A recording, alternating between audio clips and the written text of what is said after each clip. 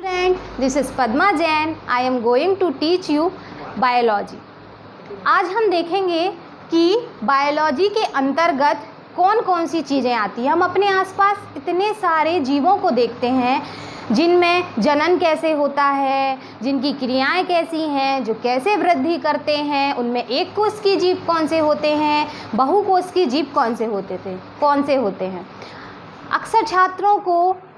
अक्सर छात्रों के मन में ये प्रश्न उठता है कि बायोलॉजी एक बहुत ही कठिन सब्जेक्ट है जिसमें इतने सारे डिफ़िकल्ट नेम हैं, इतनी सारी पद्धतियां हैं, इतने सारे वर्गीकरण हैं जीवों के, हम कैसे पढ़ेंगे। लेकिन मैं आपको बताना चाहती हूँ कि बायोलॉजी एक बहुत ही इंटरेस्टिंग सब्जेक्ट है जिसके माध्यम से आप अपने जो आसपास जीवों को देखते हैं उनके बारे में, उनकी क्रियाओं के बारे में समझ सकते हैं। आज मैं आपको पढ़ाऊँगी 12th क्लास का फर्स्ट चैप्टर है जीवों में जनन।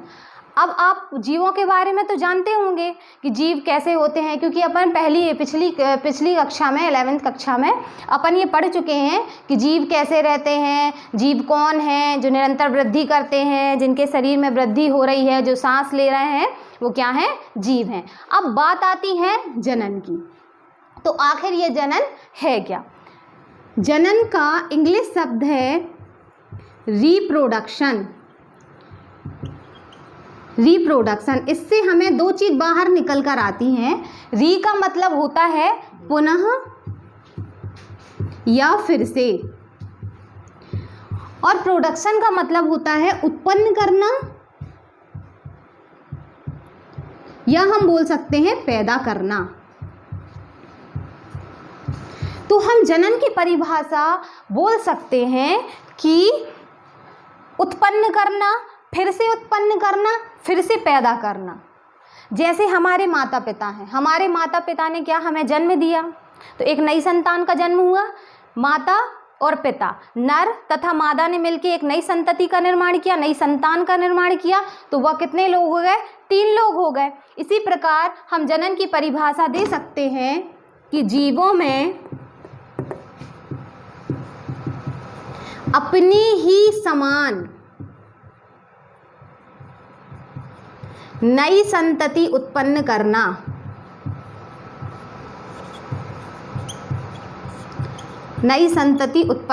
क्या कहलाता है, जनन कहलाता है। अब आपके दिमाग में आ रहा होगा अपने ही समान कैसे। जैसे हमारे माता पिता हैं, हमारे माता पिता ने हमको जन्म दिया, ठीक है, तो हमारे जो चाल चलन है, हमारा व्यवहार है, हमारा शरीर कैसे दिख रहा है, ये कुछ हद तक हमारे माता पिता से ही सेम होता है। तो जीवों में अपने ही समान नई संतति उत्पन्न करना। अब इसमें एक और शब्द आ गया, संतति। तो आखिर ये संतति होती क्या है। जो जीव पैदा करता है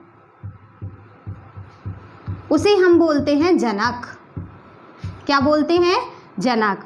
और जो जीव जन्म लेता है उसे हम बोलते हैं संतति। अच्छा, जनक को हम पैतृक भी बोल सकते हैं, लेकिन पैतृक शब्द आपके बुक में कहीं पर भी यूज़ नहीं होगा, आपको यूज़ होगा जनक। तो हमें सिर्फ जनक और संतति याद रखनी है। मतलब जो जीव पैदा करता है उसे हम बोलते हैं जनक, और जो जीव जन्म ले रहा है, जैसे माता पिता हैं, माता पिता एक बच्चे को जन्म देंगे, माता पिता मिलकर एक बच्चे को जन्म देते हैं, तो माता पिता क्या हो जाएंगे, जनक हो जाएंगे। और जो पैदा होगा, जो संतान होगी, उसे हम क्या बोलेंगे, संतति बोलेंगे। आया समझ में। इसकी डेफिनेशन क्या हो गई, जीवों में अपने ही समान नई संतति को उत्पन्न करना क्या कहलाता है, जनन कहलाता है। और जो जीव पैदा करता है उसे हम जनक कहते हैं, और जो जीव जन्म लेता है। अब हमारे दिमाग में एक प्रश्न आता है कि आखिर जनन की आवश्यकता है क्यों करें हम जनन, क्यों करना चाहिए जनन, क्यों हो जनन। तो आगे हम देखते हैं। तो हम यहाँ हेडिंग डालेंगे कि जीवों में जनन की आवश्यकता। तो क्यों है जीवों में जनन की आवश्यकता। पहला, वंश की निरंतरता के लिए, वंश की निरंतरता के लिए। जैसे एक व्यक्ति है जिसका नाम है रामूलाल, आप अपने ऊपर नहीं लेना, मैंने एग्जिट सिर्फ एक नाम लिया है रामूलाल, जिसकी पत्नी का नाम हम दे देते हैं रामू देवी। अब इनसे एक संतान उत्पन्न हुई जिसका नाम हमने दे दिया मंगूलाल। अब ये मंगूलाल की शादी हो गई, किसी का भी नाम दे दो, जैसे सीता से शादी हो गई। इन दोनों से एक और संतान उत्पन्न हुई जिसका नाम मोहन।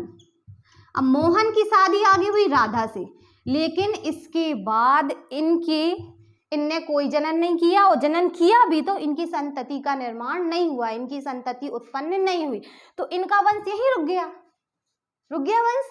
तो वंश की निरंतरता बनाए रखने के लिए जनन बहुत ही आवश्यक है। दूसरा है पृथ्वी पर अस्तित्व बनाए रखने के लिए,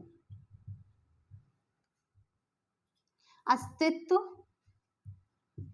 बनाए रखने के लिए आप सोचो, यदि हम जनन ना करें और हमारा वंश आगे ना बढ़े तो क्या पृथ्वी पर हमारा अस्तित्व रह जाएगा? नहीं रह जाएगा ना। जैसे हमने नाम सुना है डायनासोर का, तो बहुत प्राचीन काल में डायनासोर पाए जाते थे जिनके कुछ अस्तित्व हमारे समक्ष देखे हैं हमने, कुछ अस्तित्व पाए गए हैं, कुछ वैज्ञानिकों ने उन पर खोज की है, तो हमें पता चला कि ये डायनासोर की क्या है, प्रकृति की थे। तो क्या अब डायनासोर है? नहीं है डायनासोर, उनकी प्रजाति क्या हो गई है? विलुप्त हो गई है, क्योंकि उनके बीच में क्या है, अब जनन की क्रियाएं नहीं हुई, तो डायनासोर की प्रजाति विलुप्त हो गई। तो पृथ्वी पर अपना अस्तित्व बनाए रखने के लिए क्या जरूरी है? जनन जरूरी है। तो हमने क्या देखा, जीवों में जनन की आवश्यकता किस लिए पड़ी? वंश की निरंतरता बनाए रखने के लिए और पृथ्वी पर अस्तित्व बनाए रखने के। मुख्यतः ये दो कारण हैं, और भी हो सकते हैं।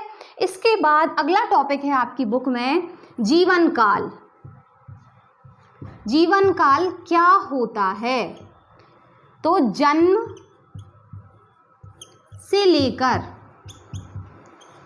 मृत्यु, जैसे कि हमारा जन्म हुआ, जैसे किसी का भी जन्म होता है, जन्म हुआ, अब कुछ टाइम बाद उसकी मृत्यु हो जाती है। अब आपको पता है मृत्यु तो अटल है, मृत्यु तो सभी की होनी है, एक ना एक दिन सभी को क्या है, मर जाना है।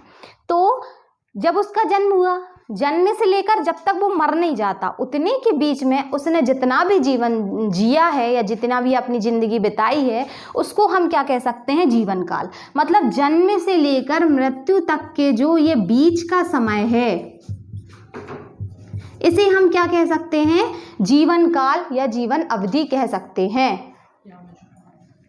जीवन काल या जीवन अवधि, ठीक है, इसे हम क्या कह सकते हैं? जीवन काल या जीवन अवधि। कहने का मतलब ये है कि जन्म से लेकर मृत्यु के जो बीच का समय है, उसे हम क्या कह सकते हैं? जीवन काल या जीवन अवधि। इसके बाद बात आती है, हाँ, आपने अमीबा का नाम सुना होगा। अमीबा कौन सा जीव है? कौन सा जीव है अमीबा? एक कोष की जीव है। अमीबा एक कोष की प्राणी है। अब अमीबा को अमर कहा जाता है। क्यों कहा जाता है अमर? जैसे देखिए, अमीबा की आकृति तो अनिश्चित होती है, ये केंद्र किसका, जैसे ये अमीबा है, अमीबा ने क्या किया? जनन किया। तो जनन करने के लिए यह क्या करता है? अपनी बॉडी को या अपने शरीर को दो भागों में विभाजित कर लेता है, मतलब विखंडन कर लेता है, और दो भागों में विभाजित करके ये जनन करता है और नई संतति का निर्माण करता है। लेकिन नई संतति का निर्माण तो कर लेता है, लेकिन क्या है कि ये क्या है, ये अपनी उपस्थिति को दर्ज कराए रहता है। ऐसा तो नहीं है कि ये खत्म हो जाता है। जैसे अपने माता पिता ने अपन को जन्म दिया, तो ऐसा तो नहीं है कि वो मतलब मर जाएंगे या कुछ भी, या उनने अपना जीवन खो दिया, है ना। तो ये क्या करता है? अपनी बॉडी को दो पार्ट में डिवाइड कर लेता, मतलब कि उसका विखंडन कर लेता है और नई संतति का निर्माण करता है। तो कहने का मतलब ये है कि अमीबा को अमर कहते हैं। ये मैंने क्यों बताया, मैंने इसलिए बताया क्योंकि अभी थोड़ी देर पहले मैंने ये बोला था कि मृत्यु अटल है, हर जो जिसने जन्म लिया है उसको मरना है। लेकिन फिर आपके दिमाग में एक प्रश्न उठेगा कि अमीबा तो क्या है, अमर है। एक कोश के जीव अमीबा को अमर क्यों कहते हैं, तो अमर इसलिए है क्योंकि वह जब जनन करता है तो वह अपनी बॉडी को ही 2 पार्ट में डिवाइड कर लेता, मतलब विखंडन कर लेता है, और इससे क्या होता है, नई संतति का निर्माण करता है। अच्छा, इसके बाद बात आती है कि जनन होते कितने प्रकार के हैं। तो जनन मुख्यतः जनन 2 प्रकार के होते हैं जो कि हमें पढ़ना है, जो बहुत आईएमपी हैं। पहला होता है लैंगिक जनन और दूसरा होता है अलैंगिक जनन।